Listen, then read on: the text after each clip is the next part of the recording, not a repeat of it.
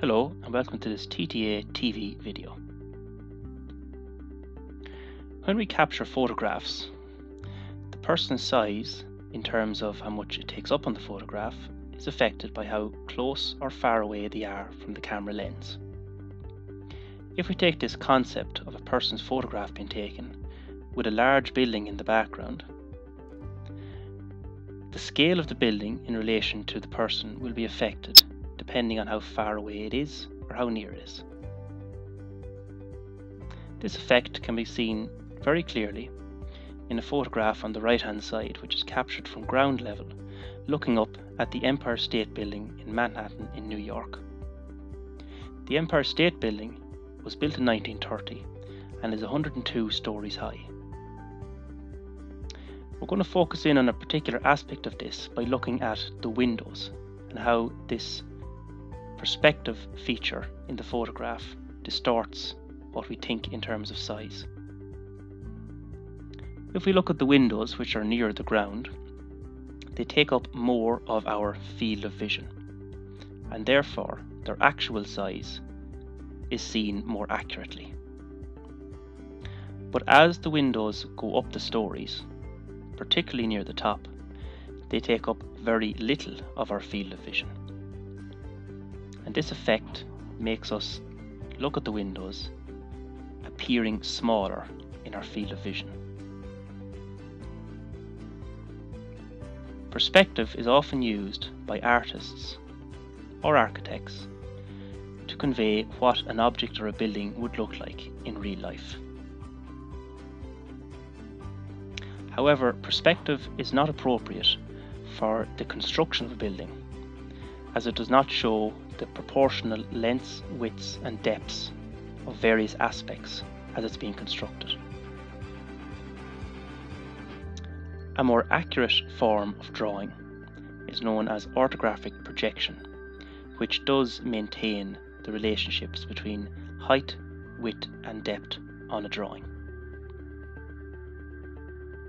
The term orthographic originates from the Latin word ortho, which means perpendicular. This concept of perpendicular will become evident as we explore orthographic projection further throughout this video.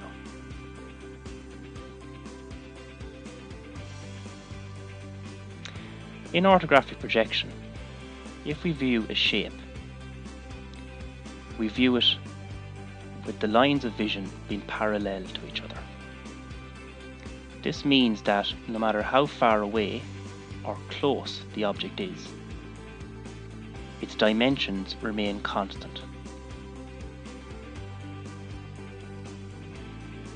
In Europe, the standard orthographic projection is known as first angle orthographic projection. This concept means that the observer or the person looks at an object and projects an image of that object onto a plane.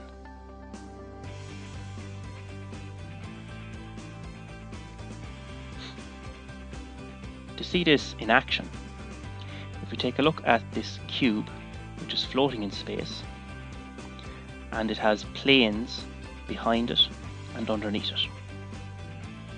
The plane underneath the cube is known as the horizontal plane and is horizontal, and the planes to the back of the cube and the side are vertical planes.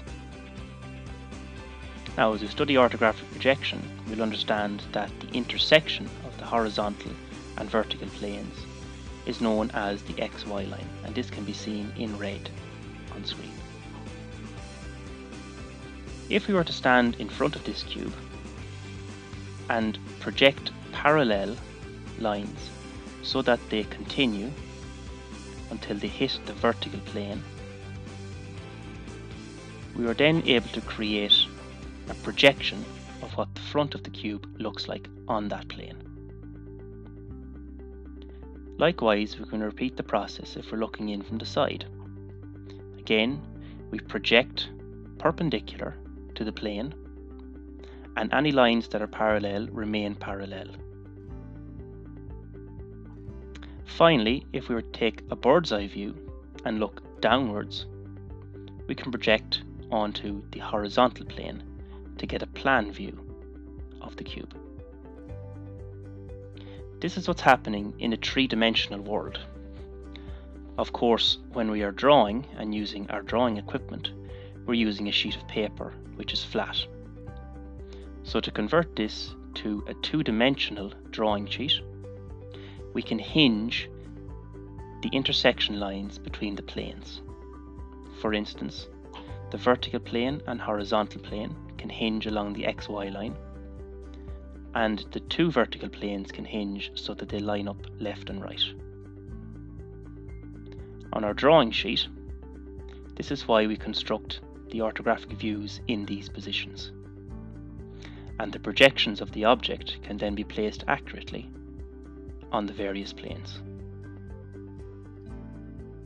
That's all for this video, and as always, we'd like you to subscribe to the TTA TV channel for more videos like this.